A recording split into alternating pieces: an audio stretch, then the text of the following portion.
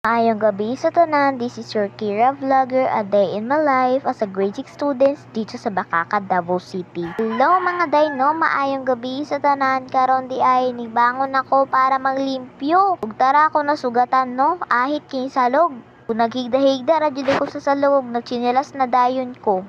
Ug mo din ni ako nasa lubong karong adlaw no? I mean gabi una.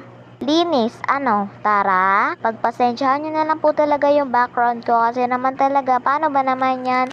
Wala pa talaga tong linis. Mas gaganado nga talaga ako kapag nasuot ko tong sunglasses ko. Kaya yan, back to clean agad tayo dito. Agad ko naman talaga tong nilagay doon sa bodegang table na ginagamit ko pang vlog. Pagpasensya na lang talaga yung panty ko kasi talaga nakita. Pero wag kayong mangbastos ha. Kaya naman naglinis na agad ako sa kwarto namin at kinuha tong charger cellphone ng ate ko. Paano ba naman yun yung ate ko ay nasa ubos? I mean nasa sala kasi talaga nagmamasahe siya kay mama. At ako naman talaga dito ay naglilinis. Alabang good girl tayo, Ers. Huy! Kaya naman inutusan talaga ko ni mama para talaga magpunda ng itong aming pillow. Hindi yung pillow yung pagkain ha. I mean yung unan po. Naman kinuha ko agad tong unan ng ate ko at inuna ko talaga to sa kanya. Medyo nga matagal ako natapos ito kapag hindi ko to ni 2 times speed. Kasi naman baka mairita kayo kung hindi ko talaga to 2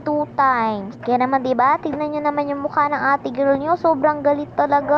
Ano ba naman yan? Napaka-iksi talaga nitong punda? Oo, yun daw sa Bisaya, punda daw. Kaya naman talaga nagalit si ate girl nyo.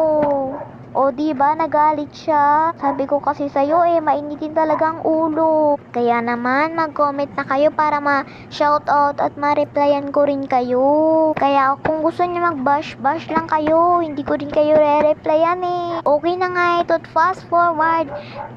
Pinilo ko na nga pala to at inunan ko talaga tong aking unan.